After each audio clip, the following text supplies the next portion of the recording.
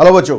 तो बच्चों, पिछली जो वीडियो थी उसके अंदर हमने समझा था टैक्सेशन में जो इनडायरेक्ट टैक्सेस होते हैं यानी GST, goods and services taxes, वो किस तरह से अप्लाई होते हैं, किस तरह से जो डीलर है वो जीएसटी पे करता है, किस तरह से कंज्यूमर को जीएसटी पे करनी पड़ती है। तो आज हम बात करेंगे डायरेक्ट टैक्स के बारे में। डायरेक्ट टैक्स जो डायरेक्टली आपके ऊपर इफेक्ट डालते हैं, यानी जो एक तरह से आप खुद पे करते हैं डायरेक्ट, जैसे इनकम टैक्स। आपकी जो भी इनकम होती है साल भर में, उस साल भर के ऊपर जो है सरकार कुछ स्लैब तय करती है, उस स्लैब के अकॉर्डिंग आपको अपनी इनकम पर टैक्स देना पड़ता है। तो उस इनकम टैक्स का यूज़ हम कैसे कैसे करते हैं। इनकम टैक्स का यूज़ जो गवर्नमेंट अपने जो प्लान्स होते हैं, अपने जो प्रोजेक्ट्स होते हैं उनको बनाने में करती है, ताकि जो पब्लिक को ज़्यादा से ज़्यादा फैसिलिटी दे सके, पब्लिक का पैसा यूज़ करके सही जगह यूज़ करके पब्लिक को ज़्यादा से ज़्यादा फैसिलिटी मिल सके, इसीलिए इनकम टैक्स हम पे करते हैं। और इनकम टैक्स हर एक जो भी जिम्मेदार नागरिक है उसको, अगर वो इनकम करता है तो डेफिनेटली इनकम का टैक्स उसे ज़रूर देना चाहिए। लेकिन टैक्स देने में क्या क्या चीज़ें ऐसी होती हैं, क्या क्या चीज़ें ऐसी हैं जिससे हम अपना टैक्स थोड़ा सा कम कर सकते हैं। टैक्स हम दे रहे हैं, लेकिन जो हम चीज़ें कुछ सेविंग्स करते हैं, उन सेविंग्स के ऊपर सरकार कहती है, गवर्नमेंट कहती है कि भाई आप कुछ अपने टैक्सेस को कम कर सकते हो क्योंकि आप कुछ इन्वेस्टमेंट कर रहे हो। तो यहाँ पर दो हमारे पास टैक्स प्लान होते हैं, जो टैक्स स्लैब है दो हमारे पास है। एक जो पिछले पुराने समय से चला आ रहा है और एक जो नया टैक्स स्लैब बना था, दोनों के बारे में डिस्कस करेंगे और कहाँ पर क्या आपको छूट मिलती है गवर्नमेंट की तरफ से, वो सारी डिस्कस करेंगे। ठीक है, कैसे कैसे आप अपने टैक्स में थोड़ा कमी कर सकते हैं। अगर टैक्स आप पे कर रहे हैं, आपकी इनकम टैक्सेबल इनकम में आती है तो आप टैक्स तो ज़रूर पे करेंगे, लेकिन आप अपनी टैक्सेबल इनकम में कैसे कैसे आप जो गवर्नमेंट की स्कीम्स है उनका फ़ायदा उठा सकते हैं। तो ये सारी चीज़ें इसमें डिस्कस करते हैं। ठीक है, सबसे पहले जो इनकम टैक्स वही सेंट्रल गवर्नमेंट जो हमारी इनकम पर लगाती है, जो किसी इंडिविजुअल की इनकम हो सकती है, किसी कंपनी की इनकम हो सकती है। अब इसमें हमारे पास कुछ टर्म्स आती हैं, जैसे फाइनेंशियल ईयर। तो फाइनेंशियल ईयर जब काउंट होता है तो जो इंडियन गवर्नमेंट है उसके हिसाब से फाइनेंशियल ईयर काउंट होता है 1 अप्रैल से लेकर 31 मार्च नेक्स्ट ईयर तक, वो फाइनेंशियल ईयर होता है। असेसमेंट ईयर होता है the next year after the financial year. तो फाइनेंशियल ईयर जो हो गया उसके अगला जो साल होता है उसको बोलते हैं assessment year. Gross income, total income earn from the different sources in a financial year. एक फाइनेंशियल ईयर में जितने भी आपके सोर्सेज हैं उन सोर्सेज से आपको कितनी इनकम मिलती है उसको बोलते हैं ग्रॉस इनकम। अब ये सारा हो गया। अब इसके बाद कुछ एग्जाम्पशन हमें मिलती हैं, कुछ छूट हमें मिलती हैं। वो क्या क्या होती हैं? ठीक है, सबसे पहले HRA, हाउस रेंट अलाउंस। ठीक है, स्टैंडर्ड डिडक्शन। स्टैंडर्ड डिडक्शन क्या होता है? Standard deduction of 50,000 is allowed for the salaried और इंडिविजुअल पर्सन। अगर कोई सैलरी लेता है कहीं से, इंडिविजुअल पर्सन है, तो उसको 50,000 रुपये की छूट मिलती है। स्टैंडर्ड डिडक्शन ये सभी को मिलता है। Deduction under section 80C। अब और क्या क्या डिडक्शन होते हैं? 80C जो होता है उसके अंदर एक person can claim it deduction of up to 1.5 lakh under section 80C। जो 80C जो सेक्शन होता है उसके अंदर एक पर्सन जो है 1.5 लाख तक का डिडक्शन जो है वो ले सकता है। अब इसमें क्या क्या इन्वेस्टमेंट होती हैं जिससे आपको डिडक्शन यहाँ पर मिल सकती है? इसमें जैसे नेशनल सेविंग सर्टिफिकेट अगर आपने परचेज किया हुआ है, या आपने नेशनल पेंशन स्कीम परचेज की हुई है, लाइफ इंश्योरेंस प्रीमियम आप पे करते हैं, इक्विटी लिक्विड सेविंग स्कीम्स हैं, ये सारे वो हैं जहाँ पर आपको इस डिडक्शन का फ़ायदा मिल सकता है अगर आपने यहाँ पर इन्वेस्टमेंट की हुई है तो। Deduction under section 80D। जो 80D सेक्शन होता है उसके अंदर एक person can save tax on the medical insurance premium paid for the self, family and dependent parent up to 25,000 under section 80D। अगर आपने कोई मेडिक्लेम पॉलिसी ले रखी है तो उसमें 25,000 तक की आप छूट ले सकते हो। यानी अगर आपने मान लो प्रीमियम पे किया हुआ है हेल्थ इंश्योरेंस का 30,000, तो उसमें आपको 25,000 रुपये का जो होगा उस पर आपको कोई टैक्स नहीं देना होगा, बाकी के पे आपको टैक्स देना होगा। Interest on home loan under section 24 deduction of up to 2 lakh for interest on the home loan under section 24। अगर सेक्शन 24 है उसके अंदर आपको होम लोन पर 2 लाख तक की छूट मिल सकती है। Deduction under section 80, deduction for the interest on education loan under section 80 for a maximum of 8 financial year. अगर आपने एजुकेशन लोन लिया हुआ है तो उस पर 8 फाइनेंशियल ईयर तक आपको कोई टैक्स पे नहीं करना है। Deduction under section 80G, under this section one में अवेल डिडक्शन ऑफ 50% और 100% of the total amount donated to a organization depending on the type of organization. अगर आप कहीं पर डोनेशन करते हो तो जो ऑर्गेनाइजेशन की टाइप है उसके अकॉर्डिंग आप वहाँ पर भी अपने कुछ छूट ले सकते हो। जो आप डोनेट करते हो उस पर आपको कोई टैक्स नहीं देना पड़ता। जैसे कुछ डोनेशंस यहाँ पर आपको दिखा रखी हैं, prime minister national relief fund है, फैमिली वेलफेयर रिलीफ फंड है, या इन सब पर 100% तक की आपको डिडक्शन मिलती है। यानी जो भी आप यहाँ पर डोनेट करोगे उस पर आपको कोई टैक्स नहीं देना। और यहाँ पर अगर आप डोनेट करते हो, जो नीचे की आपके 3-4 हैं, ये आपको क्वेश्चन में अंदर मिल जाएगा कि भाई किस पर 50% का आपको छूट मिलेगी, किस पर 100% की मिलेगी, ये उसमें मिल जाएगा क्वेश्चन में। तो ये आपको सारा याद नहीं करना है कि किस पर क्या छूट मिलती है आपको। डिडक्शन अंडर 80TTA, तो इसके अंदर आपको 10,000 रुपये तक की डिडक्शन मिलती है on income from the saving account interest under section 80TTA। आपका सेविंग अकाउंट है अगर, और उससे जो आप इंटरेस्ट अर्न कर रहे हो वो भी एक तरह से आपकी इनकम ही है, उस इंटरेस्ट पर भी आपको 10,000 रुपये तक की छूट मिलती है। यानी 10,000 रुपये तक का अगर इंटरेस्ट आपको मिलता है तो उस पर आपको कोई टैक्स नहीं देना पड़ता। उसके बाद ये सारा डिडक्शन करने के बाद हमारे पास जो आती है वो होती है हमारी taxable income. It is the income use to calculate the income tax in the given financial year by subtracting the exemption and deduction allowed from the gross income. जो भी ग्रॉस इनकम थी उसमें सारी जो हमने डिडक्शन ऊपर पड़ी, ये सारी माइनस करने के बाद जो हमारे पास बचता है उसको बोलते हैं टैक्सेबल इनकम, जिस पर इनकम टैक्स आपका काउंट होगा। अब इनकम टैक्स काउंट होने के लिए जो स्लैब आपको दिया हुआ है, ये income tax for the financial year 2019 to 20 और असेसमेंट ईयर आप ये कह सकते हैं 2020 से 21। इसमें अगर आपकी एज 60 ईयर्स तक की है तो ये स्लैब है। इस स्लैब में कहता है कि भाई अगर आपके इनकम, टैक्सेबल इनकम 2,50,000 रुपये तक है तो आपको कोई टैक्स पे नहीं करना। अगर आपकी इनकम 2,50,000 से लेकर 5 लाख तक है तो आपको जो भी 2,50,000 से ऊपर की इनकम होगी उस पर 5% का टैक्स देना है। 5 लाख से लेकर अगर 10 लाख तक इनकम है तो इसके अंदर आपको 12,500 प्लस 5 लाख से ऊपर जो इनकम आएगी उस पर 20% का टैक्स देना है। और अगर आपकी इनकम 10 लाख से ऊपर है तो आपको 1,12,500 रुपये तो टैक्स देना है, प्लस 10 लाख से ऊपर जो भी इनकम बनेगी उस पर 30% का आपको टैक्स देना है। अगर आपकी एज 60 ईयर्स से ज़्यादा है, मतलब सीनियर सिटीजन है, आपकी तो नहीं होगी लेकिन आपको तो क्वेश्चंस करने तो उसमें आपको यूज़ करना है। तो सीनियर सिटीजन के लिए ये इनकम टैक्स स्लैब है। पहले स्लैब में 3 लाख तक कोई इनकम टैक्स नहीं देना। अगर 3 से लेकर 5 लाख तक इनकम होगी तो 3 लाख से ऊपर की जो इनकम होगी उस पर 5% का टैक्स देना है। 5 लाख से 10 लाख तक इनकम होगी तो 10,000 रुपये प्लस 5 लाख से ऊपर जो इनकम है उस पर 20% टैक्स। और अगर 10 लाख से ऊपर इनकम है तो 1,10,000 प्लस 10 लाख से ऊपर जो इनकम है उस पर 30% का टैक्स पे करना है। अब ये सारा टैक्स पे करने के बाद जो हमारे पास नेक्स्ट एक रिबेट हमें फिर और मिलता है, tax rebate under section 87A। A tax rebate under section 87A is allowed to individual taxpayer a maximum amount of ₹12,500 for taxable income up to ₹25 lakh. Up to ₹25 lakh तो नहीं होना चाहिए, 5 लाख होना चाहिए। ये चेक कर लेते हैं एक बार। Under section TTA up to ₹5 lakh है यहाँ पर। अगर आपकी टैक्सेबल इनकम 5 लाख तक होती है, इसको ठीक कर लेंगे। अगर टैक्सेबल इनकम 5 लाख तक होती है तो आपको इस अंडर सेक्शन 87A के अंदर जो भी आपका इनकम टैक्स बनेगा उस पर 12,500 रुपये की आपको और रिडक्शन मिल जाएगी। अब ये सारा डिडक्शन करने के बाद जितना भी आपका टैक्स बनता है उसके बाद भी आपको एक टैक्स और देना पड़ता है, health and education cess. A cess is a form of tax collected by the government for the development और welfare of the health and education sector. At present 4% health tax and education cess impose on the income tax calculated. यानी जो भी आपका income tax calculate किया गया उसके ऊपर 4% का टैक्स और लग के तब जाके आपका फाइनल एक इनकम टैक्स बनता है। अब किस तरह से आपको इनकम टैक्स का एक क्वेश्चन सॉल्व करना है, ये सारी चीज़ें हमने पढ़ ली है। बस इन्हीं चीज़ों को आपको प्रोसेस वाइज फॉलो करना है। सबसे पहले तो आपको क्या करना है, ग्रॉस इनकम निकालनी है। ग्रॉस इनकम यानी जितने भी रिसोर्सेज हैं आपके इनकम के, उन सारी इनकम को ऐड कर देना है तो उससे आपके पास ग्रॉस इनकम आ जाएगी।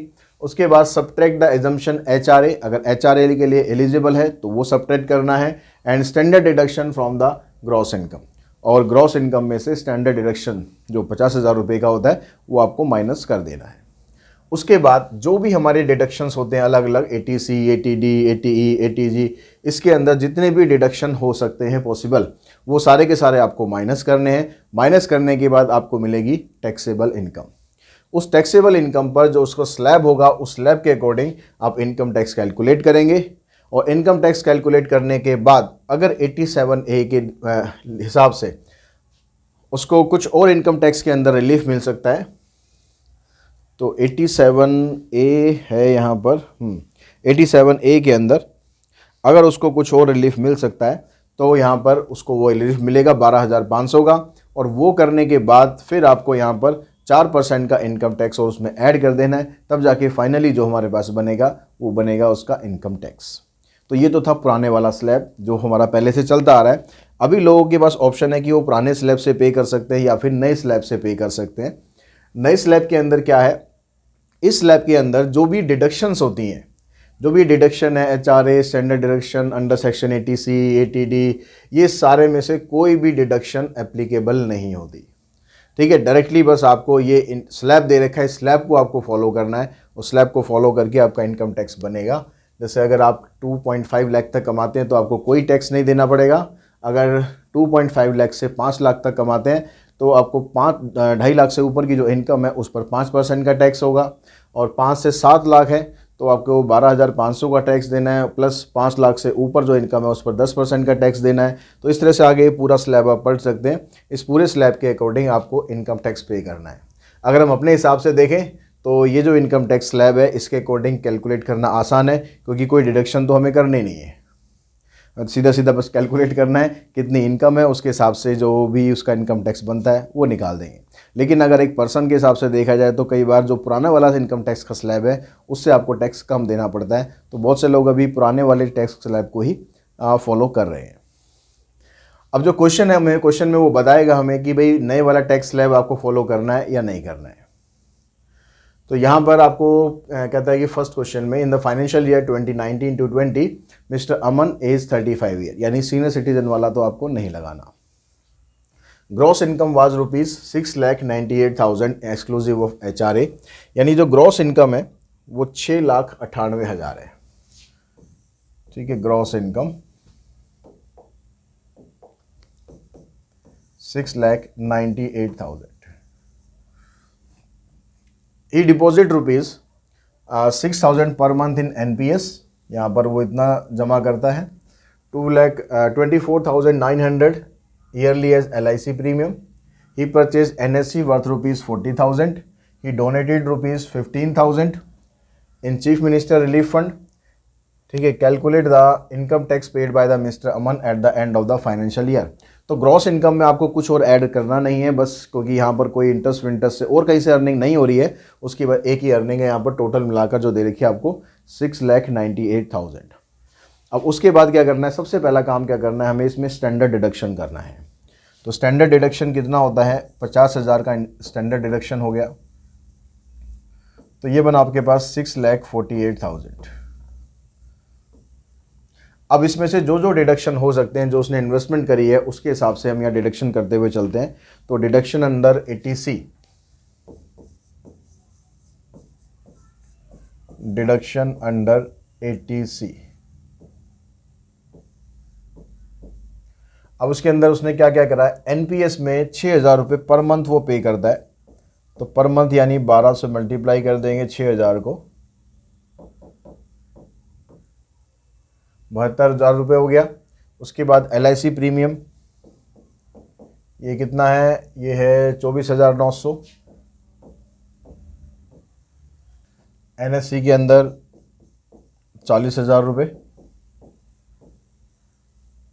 तो टोटल मिलाकर बन गया आपके पास 0,0,9, 4 और 2 6, 7 और 2 9, 9 और 4 13, 1,36,900।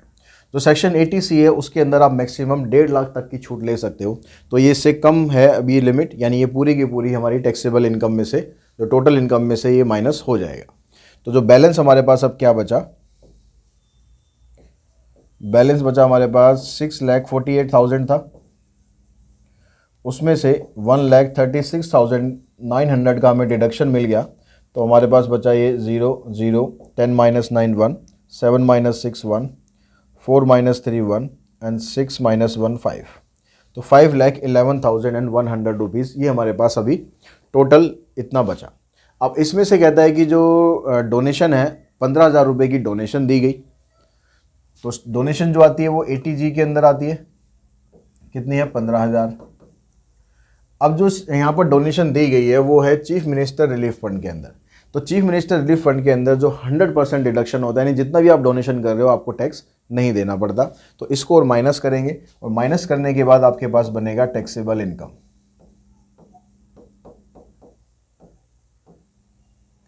तो टैक्सेबल इनकम बनी हमारे पास 5,11,100 रुपये में से 15,000 रुपये माइनस कर देंगे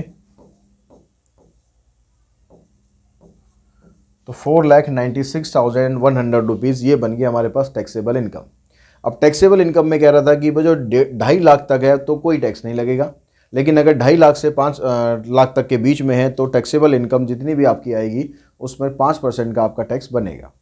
तो 5% का उसका टैक्स हम निकालते हैं। वो निकालने के लिए आपको क्या करना है, इसमें से 2.5 लाख माइनस कर देना है। तो इनकम टैक्स कितना बना,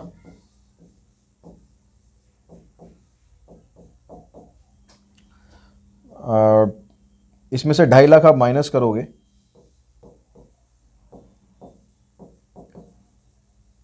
और ये जो भी इनकम आएगी उसका 5% आपको टैक्स देना होगा। तो यहाँ पर देखिए 0,0,1,6, 9 - 5 4, 4 - 2, 2,46,100। इसका 5% हम निकाल लेते हैं तो ये आ गया 5, 5 × 30, 5 × 20 और 3 × 23, 5 दूनी 10 और 2 12, यानी 12,305 रुपये का बन गया उसका इनकम टैक्स।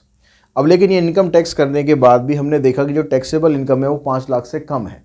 तो इसका मतलब यहाँ पर एक डिडक्शन हमें और मिल जाता है 87A का। तो उस 87A के अंदर हमें डिडक्शन मिलता है 12,500 का। तो टैक्स रिबेट हमें कितना मिल रहा है,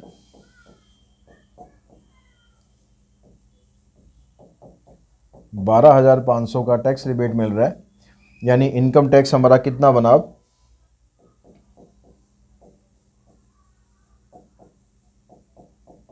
12,305 में से 12,500 माइनस करोगे तो भाई ये तो नेगेटिव में चला गया ना।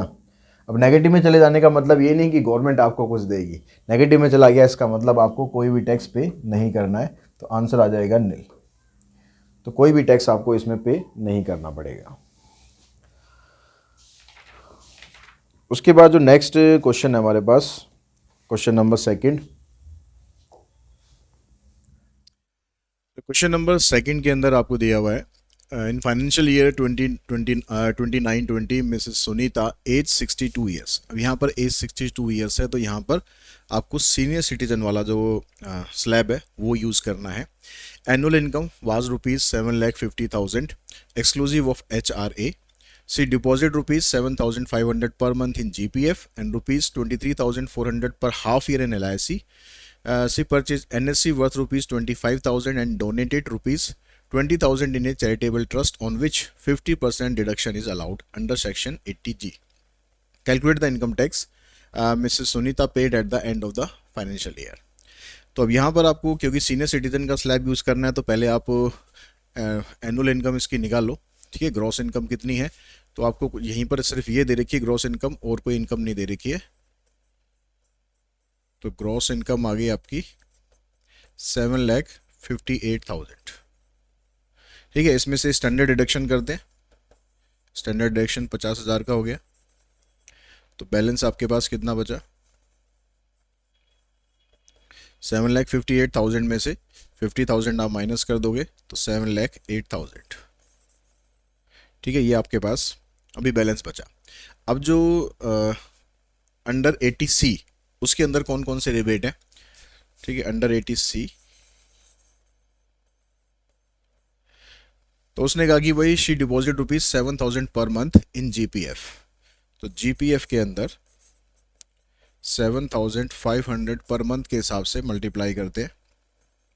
12 पंजे 60, 12 सत्ते 84 और 6 90, 90,000 ही हो गया। एंड ₹23,400 पर हाफ ईयर इन LIC। तो LIC के अंदर पूरे साल के अंदर कितना गया, 23,400 पर हाफ ईयर है तो 2 से मल्टीप्लाई कर देंगे इसे। 2 चौक 8, 2 3 6, 2 दूनी 4। और इसके अलावा कहता है कि शी परचेज्ड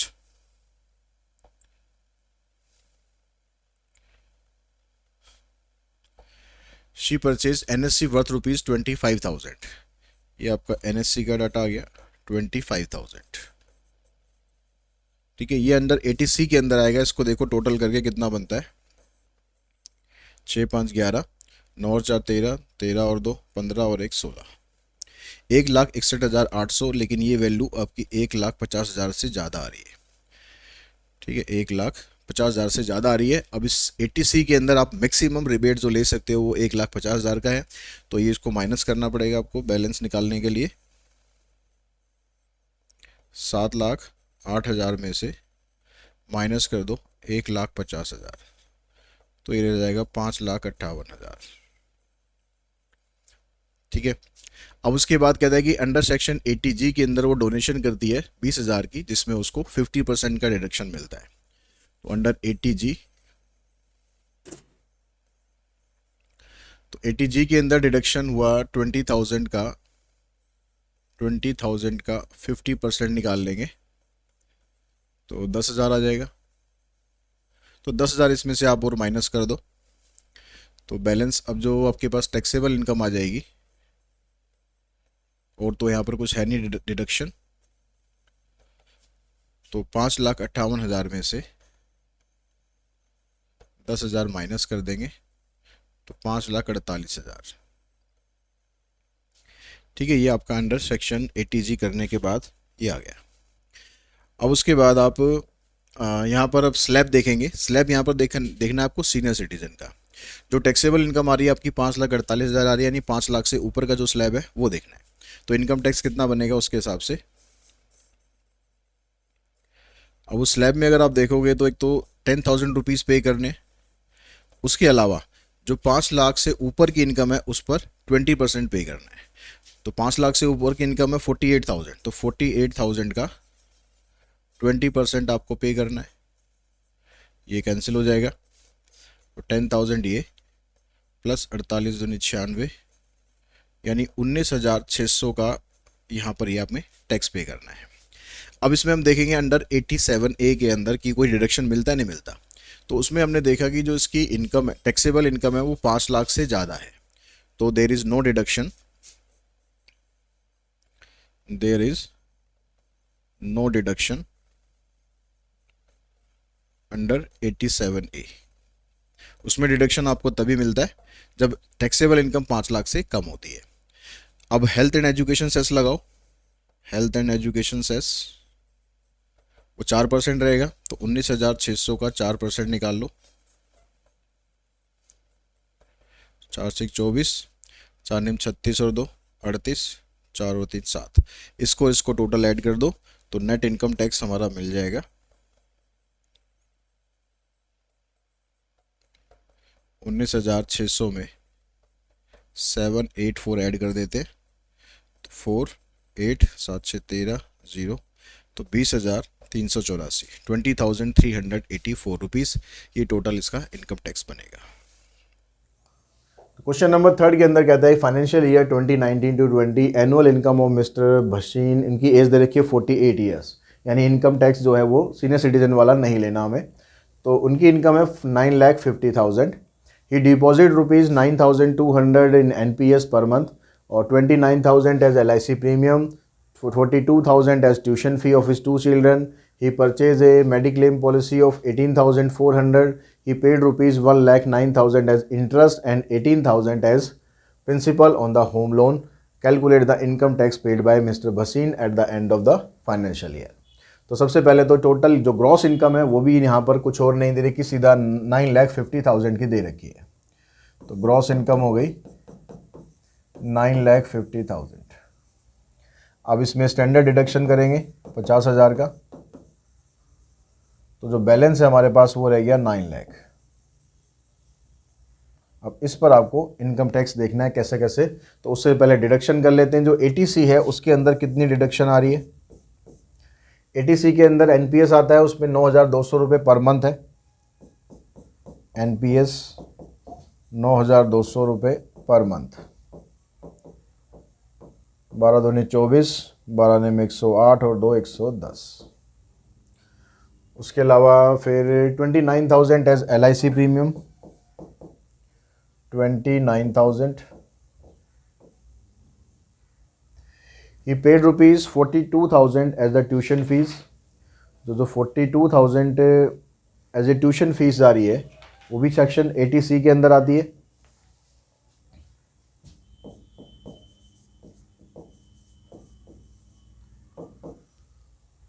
कितनी थी? 42,000। तो क्वेश्चन नंबर थर्ड देखते हैं। इसमें कहता है कि financial year 2019 to 20 the annual income of mister बसीन एज 48 ईयर्स। तो एज 48 ईयर्स है, यानी सीनियर सिटीजन वाले स्लैब में नहीं जाना है हमें। कहता है कि वाज रुपीज़ 9,50,000 ये टोटल इनकम दे रखी है। और बाकी यहाँ पर फिर आपको कहता है कि 9,200 rupees per month in NPS and 29,000 as LIC premium. He paid rupees 42,000 as tuition fee of his 2 children. He purchased a Mediclaim policy of rupees 18,400 and he paid rupees 1,09,000 as the interest and the 18,000 as principal on the home loan. तो calculate the income tax paid by the Mr. Basin. अब यहाँ पर भी इन gross income आपको सिर्फ एक ही जगह दे रखी है 9,50,000। तो ग्रॉस इनकम आ गई आपके पास 9,50,000। उसमें से आपने स्टैंडर्ड डिडक्शन कर दिया कितना, 50,000 का स्टैंडर्ड डिडक्शन 50,000 का हो गया। तो बैलेंस हमारे पास रह गया 9 लाख। अब उसके बाद जो सेक्शन 80C है उसके अंदर क्या क्या आपके पास इन्वेस्टमेंट हो रही है। सबसे पहले कह रहा है कि ही डिपॉजिट 9,200 पर month in NPS। 9,200 per month को 12 से मल्टीप्लाई कर देंगे। 12 दूनी 24, 12 ने में 108 और 2 110। उसके बाद फिर कहता है कि 29,000 as LIC premium. 29,000 he paid rupees 42,000 as tuition fee. जो ट्यूशन फ़ी होती है 2 बच्चों की वो भी इसके अंदर आती है। ठीक है, ट्यूशन फ़ी कितनी 42,000। और परचेज ए मेडिक्लेम पॉलिसी इसमें नहीं आती है। He paid rupees 1,09,000 as interest and 18,000 as principal on the home loan. जो प्रिंसिपल ऑन होम लोन है वो 80C के अंदर आता है। ठीक है, प्रिंसिपल ऑन होम लोन ये कितना है 18,000। इन सबको ऐड करो, 0 0 ये आ गया आपके पास 4, 8 और 2 10, 10 और 9 19। फिर यहाँ बजाय 2 और 2 4, 4 8 और 1 9 और फिर आ गया यहाँ। तो ये आ गया 1,99,400। अब लेकिन 80C के अंदर आप मैक्सिमम रिबेट आपको मिल सकता है 1,50,000 का।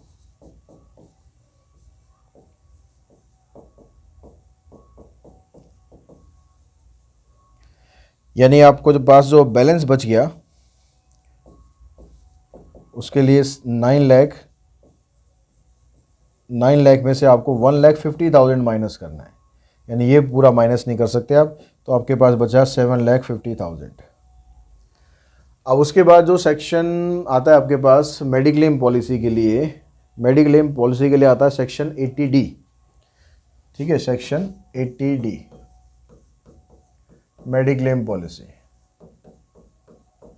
तो इसमें आपको 25,000 तक की छूट मिल सकती है। ये मेडिक्लेम पॉलिसी ले रहा है 18,400 की, लेकिन छूट आपको मिलेगी सिर्फ 25,000 तक। ठीक है, तो 25,000 से तो कम ही है ये, यानी पूरा का पूरा ये कम हो जाएगा। तो बैलेंस अब कितना रह जाएगा आपके पास आया 7,50,000। उसमें से 18,400 आप माइनस कर देंगे।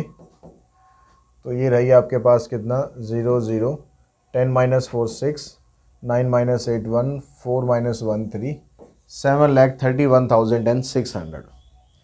अब उसके बाद फिर कहता है कि जो इंटरेस्ट पे करते हैं होम लोन के ऊपर उसमें 2 लाख तक का रिबेट मिल सकता है। तो ये 2 लाख से कम है, यानी ये भी माइनस करो। अब ये कौन सा सेक्शन होता है? ये होता है सेक्शन 24। सेक्शन वैक्शन देख लेना एक बार, अगर कुछ गलत हो जाए तो सेक्शन 24 ही है। ठीक है, इसमें आपको ये आएगा इंटरेस्ट ऑन होम लोन।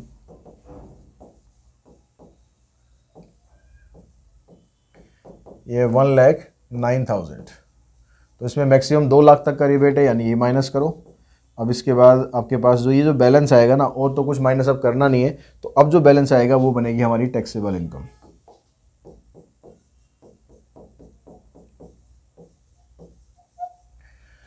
तो टैक्सेबल इनकम निकालने के लिए आपको 7,31,600 में से माइनस करना है 1,09,000। तो यहाँ से आ गया हमारे पास 6 आ गया, 11 माइनस 9 2 6,21,600 रुपीज़, ये होगी टैक्सेबल इनकम। अब टैक्सेबल इनकम पे टैक्स लगाएंगे। अब टैक्स यहाँ पर 5 लाख से ऊपर की इनकम पर 10,000 रुपये लगेगा और प्लस जो भी 5 लाख से ऊपर की इनकम है उस पर 20% लगेगा। ऐसा ही है, एक बार स्लैब चेक कर लेते हैं। नहीं, 10,000 तो सीनियर सिटीजन का था ना, तो नॉर्मल का है 12,500 और 5 लाख से जो ऊपर की इनकम है उस पर लगेगा आपका 20% का टैक्स। तो इनकम टैक्स कितना बना, 12,500 प्लस 5 लाख से ऊपर की जो इनकम है वो है इसकी 1,22,600 रुपये। इसका 20% और निकाल लेंगे।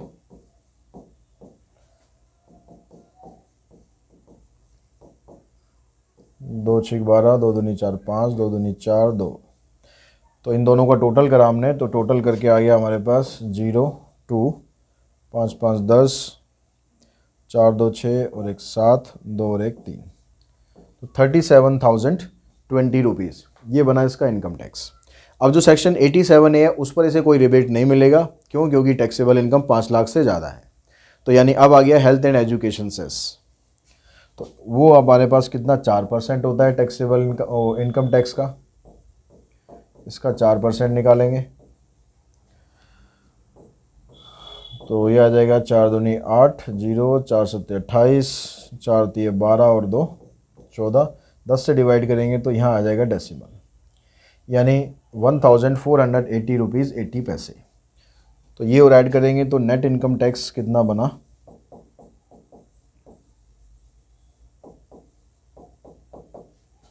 37,020 रुपीज़ में 1,480 रुपीज़ 80 पैसे ऐड करेंगे तो आ जाएगा 0.80 0 8 और 2 10 4 और 1 5 7 और 1 8 और 3 38,500 रुपीज़ एंड 80 पैसे।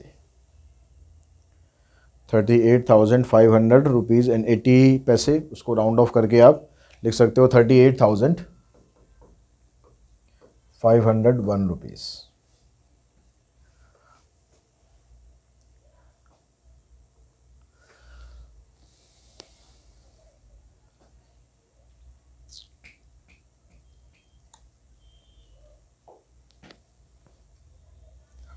इसके बाद नेक्स्ट क्वेश्चन देखते हैं। नेक्स्ट क्वेश्चन में कहते हैं financial year 2019 to 20 the annual income of mister Rohit age 30 years was rupees 8,85,400. He deposited rupees this in NPS, in LIC, in NSC. He paid rupees this as tuition fee for her daughter. If he paid rupees 1,500 per month as an advance income tax for the 11 month, calculate the income tax paid by him at the end of the financial year. तो इसमें बस एक extra चीज़ आपको ये दे रखी कि वो advance tax पे कर रहा है हर महीने इतना। तो जितना भी हमारा टैक्स बनेगा उसमें से जितना टैक्स उसने ऑलरेडी पे कर दिया होगा उसको माइनस कर देंगे, वो आपके पास टोटल इनकम टैक्स आ जाएगा। ठीक है, बस इसमें एक एक्स्ट्रा काम हमें यही करना है, बाकी सब कुछ आपको वैसे का वैसे ही करना है। तो हम नेक्स्ट क्वेश्चन पे चलते हैं, इसको आप खुद ट्राई कर सकते हैं। क्वेश्चन नंबर 5 में कहता है कि in financial year 2019 to 20 mister Reddy as 58 years annual salary was rupees 10,54,000। ये एनुअल सैलरी है। He earn rupees 17,500 as interest on the saving bank account. Mr. Reddy deposit rupees 12,000 per month in GPF, 45,000 towards the annual premium of insurance policy, 1,98,000 as interest and rupees 40,000 as principal on the home loan. He also paid rupees 18,000 interest on the education loan. For his son, Mr. Reddy purchased a mediclaim policy of this. Calculate the income tax paid by the Mr. Reddy at the end of the financial year. Assuming the data given above for the financial year this, calculate the income tax with the new tax regime. यानी जो नया वाला tax है उससे भी करना है और जो पुराने वाला टैक्स है उससे भी करना है, दोनों से करना है। तो अब यहाँ पर जो उसकी सेविंग्स है बैंक से, सेविंग बैंक अकाउंट जो है उससे उसको इतना इंटरेस्ट और मिलता है। तो जब ग्रॉस इनकम की बात आएगी तो ग्रॉस इनकम के अंदर आपको जितनी सैलरी है 10,54,000 इसकी ये सैलरी है, प्लस जो उसे इंटरेस्ट मिल रहा है 17,500 का, ये भी इसमें ऐड करेंगे तो ग्रॉस इनकम आपकी बन जाएगी यहाँ पर 0, इधर आ जाएगा 5, 7 + 4 11, 5 6 7, तो 10,71,500। अब जो स्टैंडर्ड डिडक्शन है 50,000 का, वो करने के बाद जो बैलेंस हमारे पास बचेगा, इसमें से 50,000 माइनस कर दोगे तो आ जाएगा 10,21,500। अब जो सेक्शन 80C है उसके अंदर डिडक्शन क्या क्या है, तो सेक्शन 80C के अंदर जो डिडक्शन है उसमें कहता है ये कि मिस्टर रेड्डी ने डिपॉजिट किया 12,000 रुपये पर मंथ इन GPF, तो GPF के अंदर 12,000 पर मंथ, यानी 1,44,000 रुपये GPF में इन्होंने इन्वेस्ट कर दिया। ₹45,000 toward the annual insurance policy. ठीक है, ये इंश्योरेंस कितना हो गया जी इसमें 45,000, और he paid ₹1,98,000 as interest and 40,000 as the principal on the home loan. Principal on home loan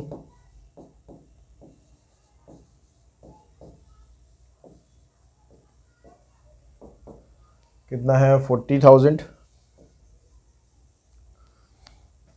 He also paid ₹18,000 interest on the education loan for his son Mr. Reddy। ये इसमें नहीं आता एजुकेशन लोन पे जो interest है। Mediclaim policy भी इसमें नहीं आती है। तो जो सेक्शन 80C के अंदर ये तीनों की तीनों इन्वेस्टमेंट है, इनको कर दो आप प्लस, तो ये आइए आपके पास 0 0 0 5 4 9 4 4 8 12 2,29,000। लेकिन इसमें जो मैक्सिमम डिडक्शन है वो आपको मिलेगी सिर्फ 1,50,000 तक। तो अब आपके पास बैलेंस कितना बचेगा, 10,21,500 में से 5 लाख कर देना माइनस और 1,50,000 करना माइनस, तो कितना बचा आपके पास, ये आ गया 0 0 5 1, 12 में से 5 7 और 9 में से 1 गए 8, यानी 8,71,500 रुपीज़। इतना हमारे पास आ गया ये बैलेंस। अब इसके बाद जो हमारे पास सेक्शन 80D है, तो 80D यानी जो यहाँ पर मेडिक्लेम पॉलिसी है, मेडिक्लेम पॉलिसी भी थी ना इसमें, मेडिक्लेम पॉलिसी थी 27,829 की। तो सेक्शन 80D के अंदर मेडिक्लेम पॉलिसी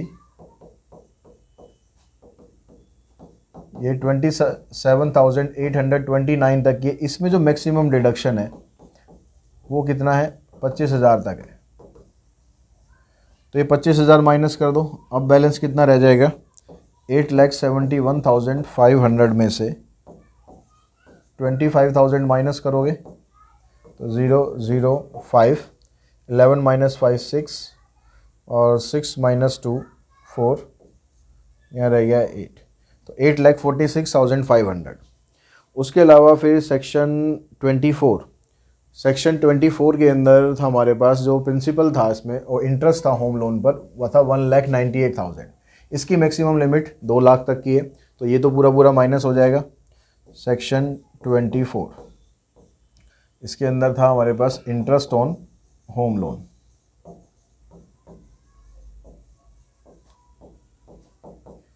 तो कितना था ये 1,98,000।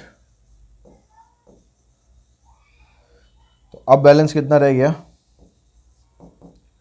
8,46,500 में से 1,98,000 माइनस कर देंगे, तो ये आ गया आपके पास 16 - 8 8, 13 में से 9 4 और यहाँ आ गया 7 में से 1 6, यानी 6,48,500। इसके बाद जो उसको इंटरेस्ट मिल रहा है यहाँ पर एजुकेशन लोन का जो इंटरेस्ट वो पे कर रहा है उस पर 8 फाइनेंशियल ईयर तक उसको छूट मिलेगी। तो यहाँ पर अगर हम सेक्शन 80E का अमाउंट है कितना 18,000 interest on education loan,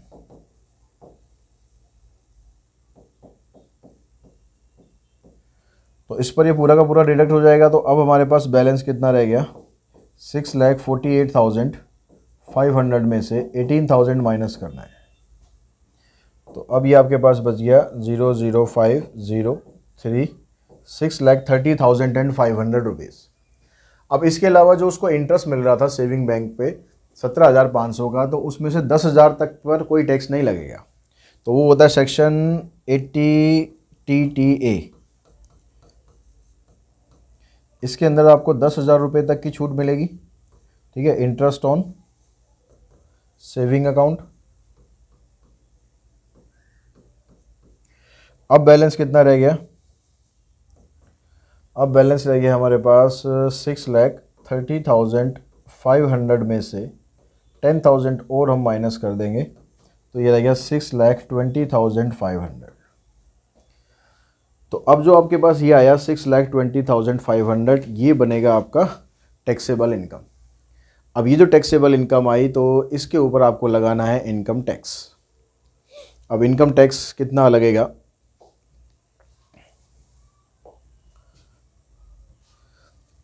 taxable income है हमारी 6,20,500, यानी 5 लाख से ऊपर होगी। तो 5 लाख से ऊपर अगर होती है तो इनकम टैक्स कैलकुलेट जब हम करते हैं तो उसके अंदर 12,500 रुपये प्लस 5 लाख से ऊपर जो इनकम होगी यानी 1,20,500, इसका 20%, तो ये आ गया 12,500 प्लस इसको मल्टीप्लाई करोगे तो ये आ गया 36,600 रुपीज़। ये इनकम टैक्स हुआ। अब इस इनकम टैक्स में क्योंकि जो एक रिबेट हमें बाद में मिलता है, इनकम अगर 5 लाख से कम होगी तो वो रिबेट तो मिलेगा नहीं, क्योंकि वो तो 6,20,500 है। तो वो रिबेट छोड़ के फिर हम एजुकेशन सेस लगाते हैं इस पर 4% का। तो 36,600 पर 4% का एजुकेशन सेस लगाया। 4 6 24, 24 2 26, 4 3 12 और 2 14, यानी जो टोटल इनकम टैक्स है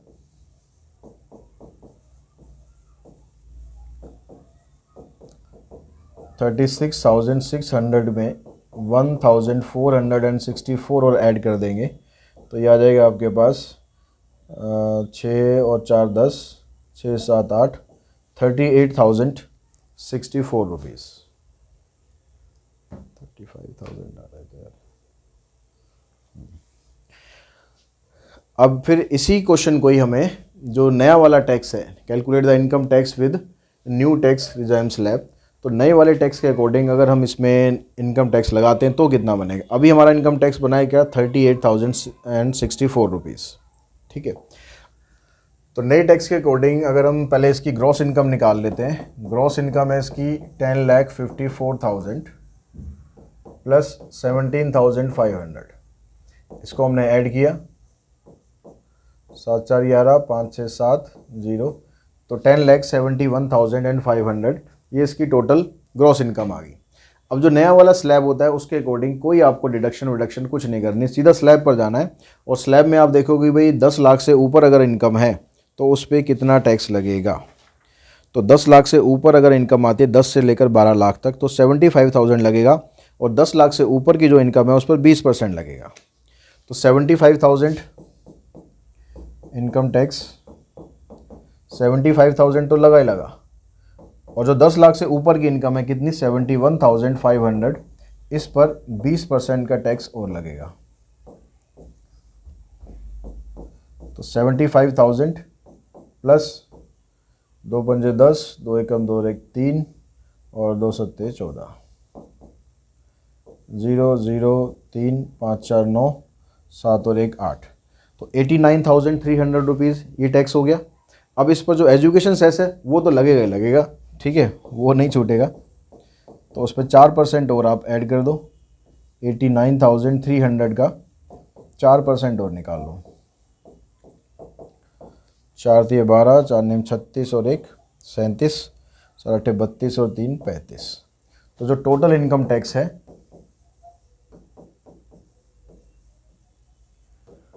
टोटल इनकम टैक्स कितना बना?